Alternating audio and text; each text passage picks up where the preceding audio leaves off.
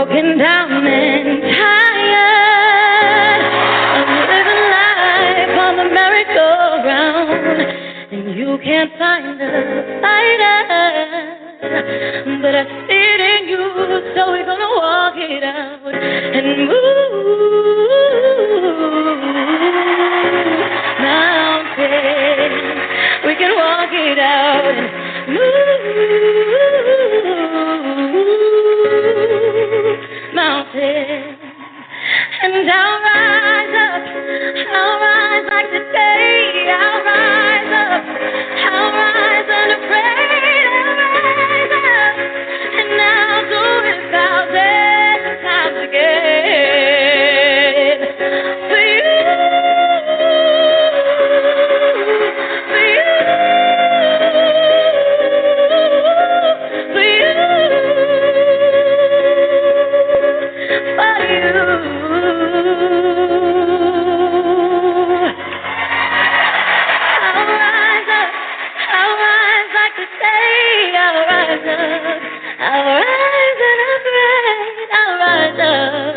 And I'll do it 1,000 times again.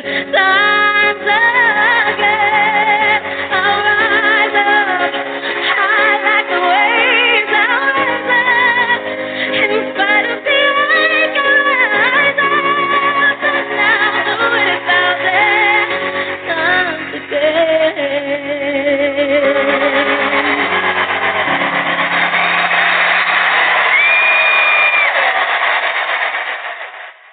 Well, hello, beautiful people. Welcome to Self-Investors Radio Broadcast.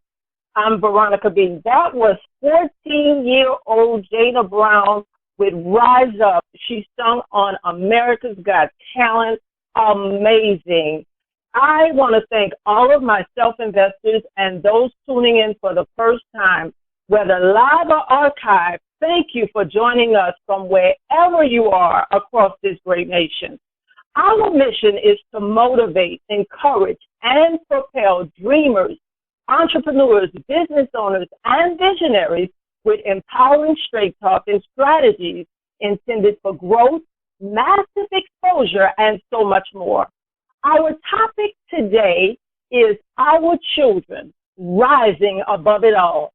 Today's guest happens to be our youth resident expert, and she will share insights on how we can help our children deal with all of the hatred, bullying, racism, sexism, and more that's happening right now. Let's bring our guest center stage for dialogue and wisdom. Our special guest today is Linda Favorite. Anybody who knows Linda can attest that her first ministry is her family. She's a loving wife, mother of 5 beautiful children, and grandmother to 14 adorable grandchildren. Linda worked in the school system for 18 years. She currently serves as worship leader for children at her church, where at least 200 children are in attendance from ages 5 to 11 years old. Linda effectively ministers the Word of God to the children on a weekly basis. For 5 years, Linda helped organize the Wow Jam outreach in New Orleans. Her responsibility was to train area youth and other leaders in the community.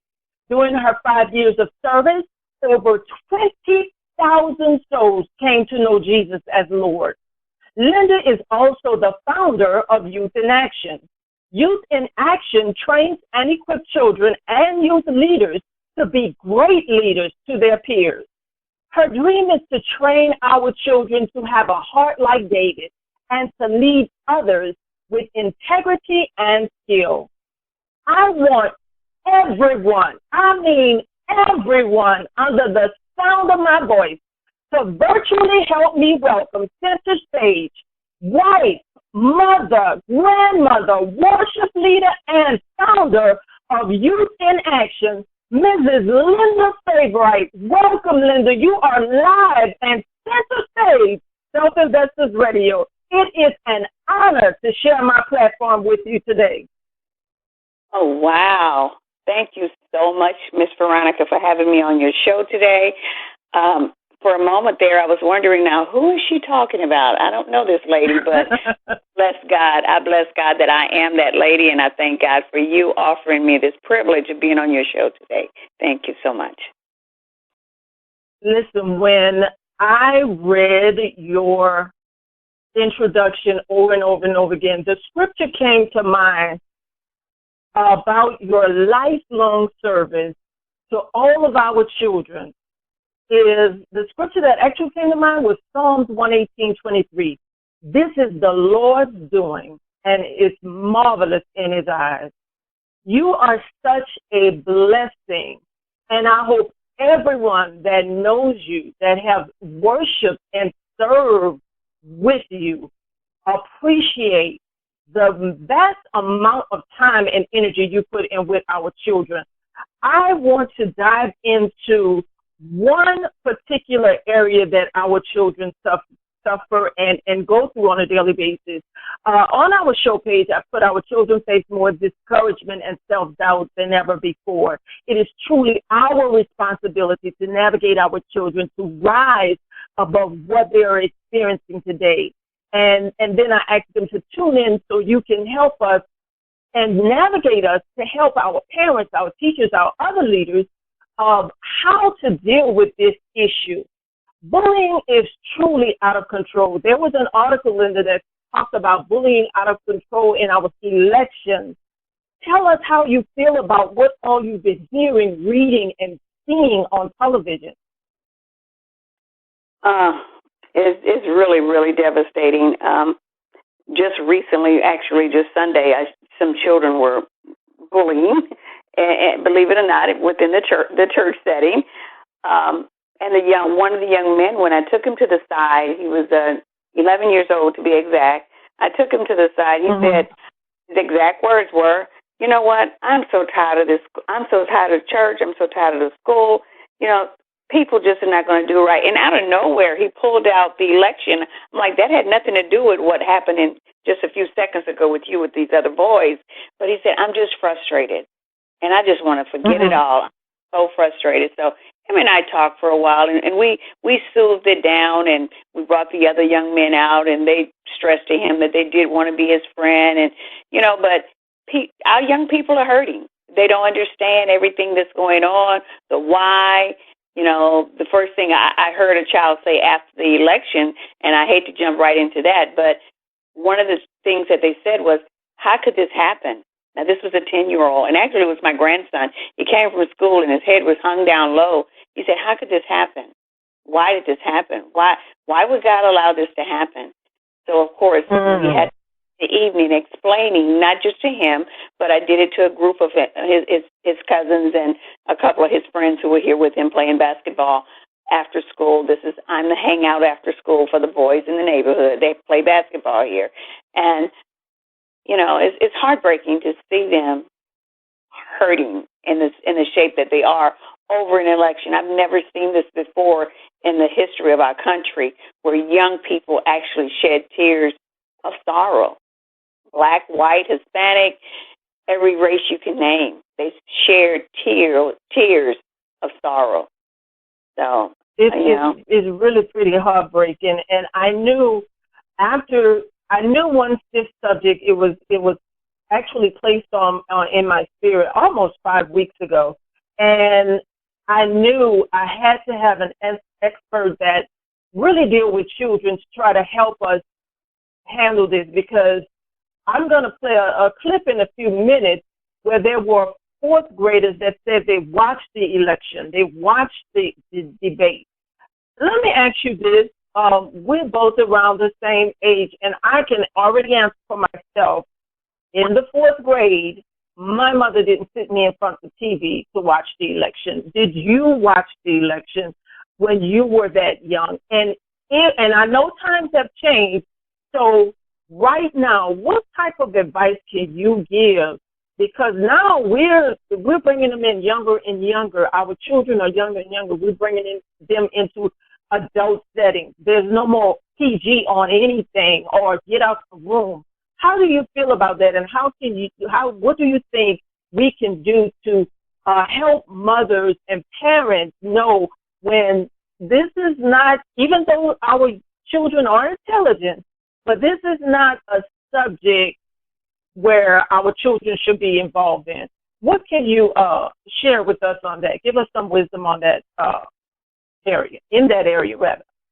Wow, Veronica, it's so awesome because you would think you and I had talked under the table before this, but we hadn't because no, we hadn't. I know my particular family, we didn't, my daughters, I have 4 daughters and 1 son, and 4 of them have kids. And we decided as a family, even though they're in different households, that they were not going to allow their children to look at the debates. They taped them and they went back and looked at them later themselves because they didn't want to get them bogged down. But when you go back to school, your friends are talking about it, your teachers are talking about it, but as parents, we can control the environment within our home setting, and I agree with you 100%. We have got to allow our children to be children. We're training them to be children of influence. We want to develop them to know how to influence their friends and how to be a blessing to their friends, but we also have to protect them still. We have to allow our children to be children. Family time should be just what it said, should be family time. And we shouldn't, I see a lot of people today, and this isn't criticizing anyone, but when you get home from school in the evening, your babysitter should not be your cell phone. I'm talking about kids, say, from ages 5, let's say 12 and under. We have really got to monitor, and even older, you're going to still monitor. But that 12 and under stage, that's the development. You think of when you plant a tree. When I moved here to Texas, every yard has a tree in Texas, and my first house that we purchased here, it had the trees that were planted in the front yard, but they were very small trees.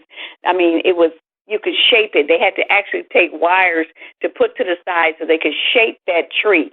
Those 2 wires to the side was mom and dad. And they're holding the tree. They're holding the child. They're controlling how that child grows up. Now, if you take mom and dad off, and think about it now, if you take just one side of that wire off, the tree is going to slant to the other side as it grows. If you keep both posts there, that tree is going to grow up to be a very straight, strong tree. And dads, of course, have to be involved. Mom has to be involved. I know today we deal with a lot of single-parent families, but we can still structure that. Mom, you stretch both hands open and you be the wire on both sides. Dad, stretch the wires open, be the parent on both sides. Whatever it takes to build a strong tree. But we've got to control how that tree is growing up. We've got to control how that child is growing up. We can't just let it just grow wild, So we have to control. So I think that's the biggest thing. That's beautiful, and it brings me straight into a brief clip about tolerance and what children are asking their parents to do and not to do. Take a listen. Hello everybody, it's Bria Mouse here, and you are listening to Veronica B. on Self-Investors Radio Broadcast. It's one of the main places that you can get encouragement for parents, teachers, kids, everywhere across America, for people who are dealing with bullying. We want to be able to encourage kids these days to rise above it all. It is what it is, and it's all the truth. Much love to y'all. Peace. Dear parents, much of what we learn in this world comes directly from you. Whatever your message is, it will become part of us forever. Please teach us to accept one another. Teach us to respect one another. Please, do not fill our minds with hatred. Do not expose us to bigotry. Do not teach us to judge each other by race, religion, orientation, or the color of our skin. Teach us the concept of tolerance. Teach us to understand one another. Teach us to accept people of different cultures and persons with different beliefs than yours. Please help us to create a world where every man, woman, and child is treated equally. Dear parents, please don't teach us words of hate. We learn from you every moment. If you use certain words which might be hurtful to others, we will repeat that word. Please don't show us acts of hate. If you act against people of different faiths, We will repeat your actions. Dear parents, we are your children, and we are relying on you. to help us create a world where every person is tolerant of one another.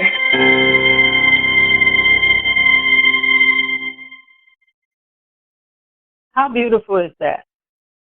The That was kids awesome. are saying, don't fill our minds with hatred. Now, that's a PSA that's been out for a while, but yet it is talking about what's going on today. Linda, we have to do something, and it starts in the home. Now, I don't know if you saw the disturbing video with the mother that punished her child because he voted against a candidate, and I'm not calling any names because he's not getting any free air time on Self-Investors, but he voted against who she wanted him to vote for. Did you see that video? Yes, I did. That was very disturbing. Yes, yes. That was very, very disturbing. I was so hurt, but yet it also exposed what actually goes on in the home, what we put our babies through. And we try to figure out, why some children grow up to be the way they are. Expound on the kid, a child's emotion at the tender ages that you are so familiar with from the age of 6 and 11, how important it is that we be careful how we handle their heart, their minds, how we actually feed and nurture their emotion. Wow. One of the things that I tell my leaders when I'm doing leadership training for leaders who work with children especially, one of the things that I stress to them is what I call my six little shapers there to help shape you to be an effective leader, to train and equip these children that you're dealing with. First of all, we have to inspire them. We have to watch what we say, how we say it, when we say it to them. I mean, we definitely have to be someone that inspires them to want to do good, that wants to be better, that wants to be that person that they know they should be, but sometimes I hear some kids sometimes say, but I hear this little voice. It's not really a voice. It's just that structure trying to build. I mean, they're trying to be built. And I stress to them, there's no evil in you, baby. There's nothing evil about what you're hearing, but bad and, good and bad is in everybody, So you always choose the good. But we have to inspire our children. Second, we have to challenge our children, constantly find avenues and ways that we can challenge them to dig deeper, to be the best that they can be. Even with the school, don't just throw the computer at them. Let them learn to do research. Teach them how to do research. Challenge their minds to grow and to be creative. And doing so, we're empowering them with something that's just so great that's going to really help structure them to be that young man and young woman they desire to be as they grow older. And we really got to mentor our children.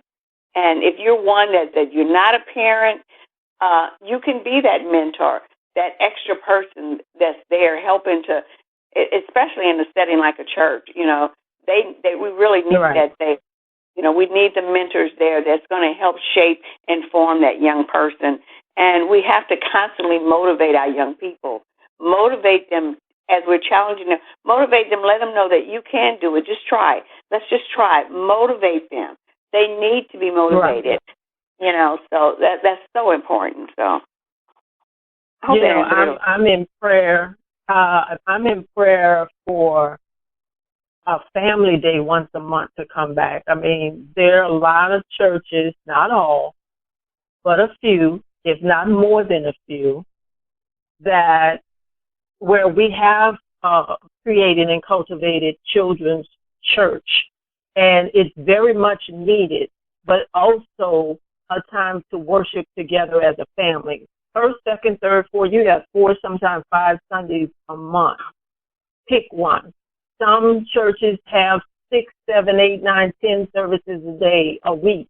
One. Pick one where the family worship together. We can watch movies together. We can watch football games for 4, 5, 6 hours. We can do all sorts of activities, but worship God together as a family. That's one of my prayers, Linda, is that the family come back together and worship together. Let the noise be in his house. He said, enter his gates with thanksgiving and his courts with praise. So the noise is not going to bother God. Why should it bother us? I just wanted to put that out there. It's my show. I can do that. So I wanted to just say that because it's important and it ties into what you're saying. We have to be influenced. They have to see us not only lift our hands in private, but lift our hands in public. They have to see that we are not ashamed of the gospel. They have to see it in the home, and they have to see it in public. Now, have you experienced with any of the young people, and you don't have to say it because you worked in the school, you worked with Wild Jam, and that just blew my mind with the number of souls in 5 years. That was just awesome. Girl, your crown is all I'm going to say. But, tell me about if you've heard of anything else besides bullying. I mean, because this time of year, we think it's only adults that think about suicide. Have you ever experienced a young child or know of, and again, you don't have to say when and where, of a young child that ever even talked about suicide or any other type of abandonment or discouragement? Yes, I have. Unfortunately, there's been quite a few that I wasn't able to touch their lives because I wasn't that close. My grandchildren had friends just last year, in particular, that an 8th grader, during the time that we was having bad weather last year, I don't know if anybody remember, we stayed home. They had a child. She actually hung herself because her mom kept calling her fat. So one day, Lord have mercy, in the bad weather when we were home, she took her life.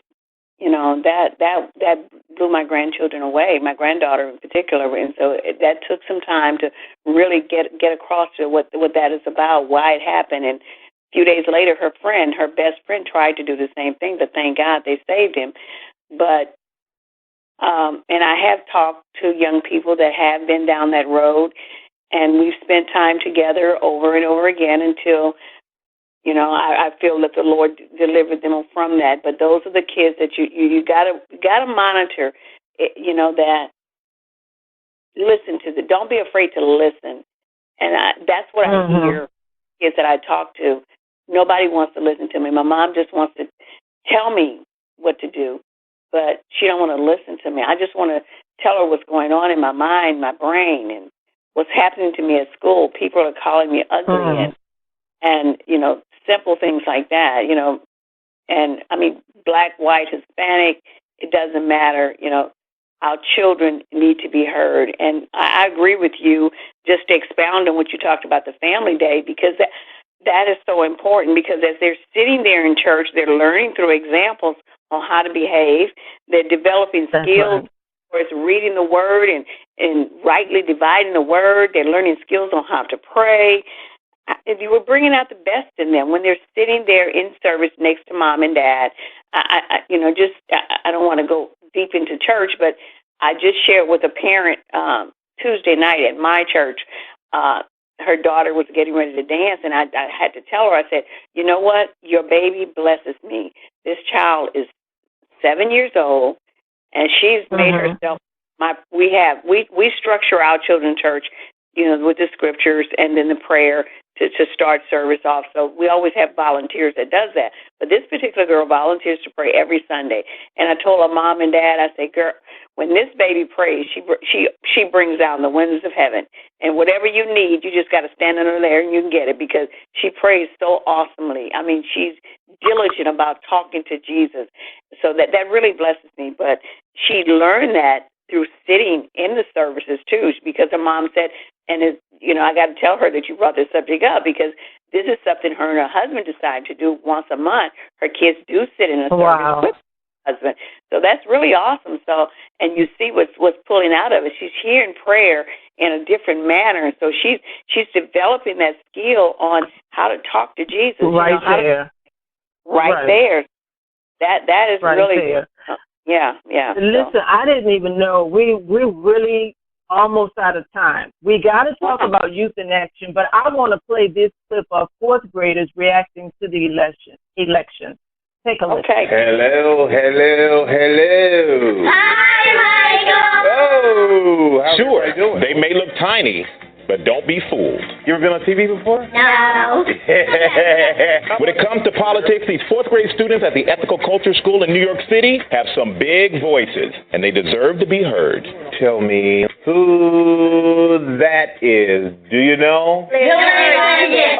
Okay, it's Hillary Clinton. You got it right. Now, how would you describe Hillary Clinton? She's a very determined person. What kind of president do you think she would be? She would help the poor and fight terrorist attacks. Okay, who's that? Donald Trump. How would you describe Donald Trump? He's a businessman. He's rich. He likes the Second Amendment. Okay, so what kind of president do you think he'd be? I don't think he would be the best president Why? because he's more of a businessman. Just like I don't think Hillary would be the best businessman. This is a very unique election because it is the first time we have a female candidate. So what does that mean to you? It means that there's actually somebody standing up for, I guess you could say, women's rights now. And if she becomes president, then yay, we made history. Look at you, just a smile on your face. Yay, we made history. What about you, Vera? Well, she's not waiting for someone else to do something. She decided that she's going to make the change. I think it would be cool because we've never had a female president before, so I want to see what happens. Do you ever notice the differences between boys and girls? Yeah, a boy is usually maybe more rough, or a woman can be more quiet and sensitive. You guys agree with that? Well, I don't actually agree with that. I'm very sensitive sometimes. How do you think these two have been treating each other? I watch some of the debates, and when I'm watching, I see that they're not really explaining how they're going to run the country. They're kind of attacking each other, saying, he can't run the country because he did this. She'll say, like, you can't do this, and he's like, no, not true, not true. You really shouldn't be yelling at each other. You should respect other people's opinions. They didn't even shake hands at a debate. What did that say to you when they didn't shake hands? We're going to have a link to the full interview, but wasn't that amazing with those kids? Linda, with Youth in Action, how are you putting out leadership to our youth? Tell us a bit about Youth in Action. And, of course, I'm going to put your contact information on the show page for anybody who want to get in touch with you. Great. Yeah, that's an awesome video, so please listen to it, guys. Okay, the goal here at Youth in Action is to assist any local ministry or even just a community. It doesn't have to be a ministry. We want to help you by seeking to show how we can show you how to develop students of influence in this world, rather than having the world to influence them, showing them how they can influence the world. And we recognize that growing in Christ also means developing a passion for the world. It means not only surviving in this world without losing faith, but influencing the world because of our faith. So we want to assist ministries, communities to raise and equip their young people to be as strong as they can be in this life. And, my dream is to train, again, I think Veronica alluded on that a little bit in the beginning. My dream is to train young people with hearts like David. David was an awesome leader, to lead others with integrity and skill. And it's my prayer that as we come in and assist you through this workshop with your children, that we're teaching your children how how to flow from the heart of God into the hearts of their young peers. You know, there's nobody better to mentor a young person than another young person. You know, a lot of things that we have going on. We will definitely have all of your information available. I just want to thank everybody for tuning in to Self-Investors, Linda. We're out of time, but we definitely will have you back before your big event, before your next workshop to discuss youth in action. I hope you all have been blessed. Tune in next time. Make sure you follow us for the next episode and the next podcast of Self-Investors.